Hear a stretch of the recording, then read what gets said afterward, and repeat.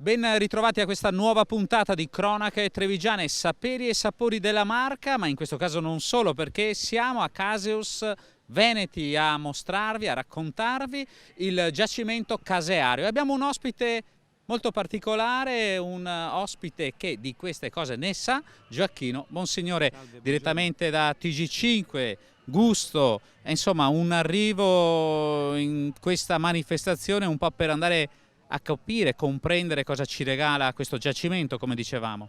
Beh, oltre che essere un giacimento, direi che è un vero e proprio laboratorio, un laboratorio che coinvolge una filiera con migliaia e migliaia di produttori di latte, casari, contadini e poi mano a mano si va nei caseifici fino alla distribuzione. Questo significa produrre tantissimi posti di lavoro e soprattutto presidiare, io direi, il territorio, perché questo territorio, se non ci fosse questo lavoro, si spoglierebbe dalla presenza umana, diventerebbe abbandonato, quindi dobbiamo, come dire, incrementare, favorire, fare in modo che siano sempre di più, e ci sono tanti giovani che lo fanno, le persone che si avvicinano a questo straordinario mondo che è quello del formaggio. Certamente Gioacchino, tra l'altro presidente della giuria della critica di questa edizione di Caseus Veneti, ma noi ci fermiamo un attimo perché andiamo un po' a sentire il presidente di Regione Veneto Luca Zaia che idea ha per i prossimi anni per l'evoluzione di questa manifestazione. Penso che in questa sorta di Versailles veneta, proprietà della Regione del Veneto e soprattutto vista la storia di Caseus Veneti che ha sempre più visitatori, abbiamo sempre più formaggi di qualità, basterebbe guardare questa tavola per decidere che dobbiamo fare il Caseus Veneti World, quindi candidarci ad avere una mostra internazionale dei formaggi e il Veneto è un salotto buono, visto e considerato che una produzione lattiero-casearia ce l'ha, guardatela qui.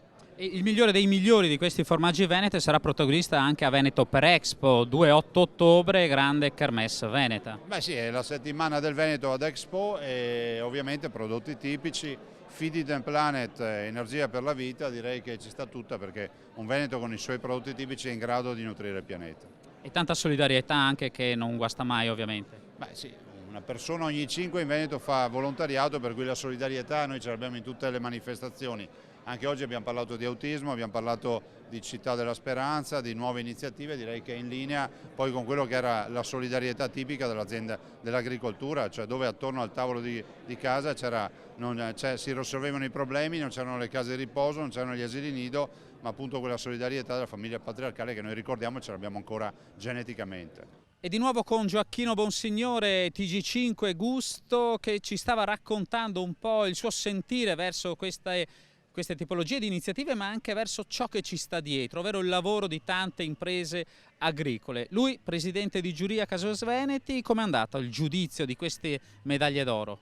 Beh, chiaramente il Veneto è terra di grandi formaggi, di grandi produzioni, c'è una scuola straordinaria che parte dai grandi formaggi diffusi in tutto il territorio nazionale fino direi ad arrivare alle piccolissime produzioni che spesso nessuno di noi può assaggiare perché rimangono circoscritte al piccolo territorio dove si produce, magari poche forme ma con un'arte, con una sapienza incredibile. Bene, qua a Caseus abbiamo trovato tutto questo, quindi abbiamo potuto incontrare il grande imprenditore che certamente riesce a creare una filiera che parte appunto dalle malghe, dalle colline, dalle montagne per portare i loro formaggi fino alla pianura, al piccolissimo produttore che magari ci mostra, ci fa vedere una chicca unica e che solo qua abbiamo avuto il privilegio, devo dire, di assaggiare. Io ti ringrazio davvero per la partecipazione, grazie davvero, e tra poco allora qualche istante sentiremo la voce di un produttore di latte molto significativo. Ed eccoci al cuore organizzativo di Caseus Veneti 2015, Terenzio Borga e la sua Aprolav, l'associazione di produttori di latte del Veneto, e che poi la differenza la fa sì l'arte del casaro ma anche la qualità del latte, Presidente. Beh, questo lo sappiamo da sempre. Io credo che, lo dico sempre, noi siamo bravi a produrre, abbiamo i migliori caseri al mondo, dobbiamo imparare a comunicare e vendere. Però, come hai detto bene, dalla materia prima si riesce a creare un buon prodotto.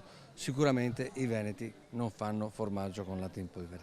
Soddisfatto di questa edizione di Caseus Veneti? Beh, l'edizione dei record, ma se la facciamo l'anno prossimo sarà la nuova edizione dei record. Perché più di 380 formaggi in concorso, 37 le categorie, non era mai successo. Il presidente Zaia diceva trasformiamola, aumentiamo, evolviamo in Casius Veneti World. Beh, il presidente ci ha invitati e noi in genere gli inviti li raccogliamo. È nata per caso questa manifestazione, è diventata quella che è, deve crescere e per crescere ci dobbiamo per forza spostare all'esterno del Veneto, non solamente all'esterno, visto che i nostri formaggi già vincono i concorsi internazionali. È proprio della settimana scorsa la notizia che un formaggio veneto ha vinto un premio, il miglior formaggio invecchiato europeo, addirittura a Londra. Quindi vuol dire che ormai nel DNA dei nostri trasformatori come posso dire, c'è questa voglia di ricerca di migliorare, di concorrere, di andare a confrontarsi. Questo porta sicuramente al miglioramento della qualità e questo ci dà i risultati che ci sta dando. Se ci sarà la possibilità di aumentare la visibilità della nostra manifestazione, noi siamo qua a disposizione.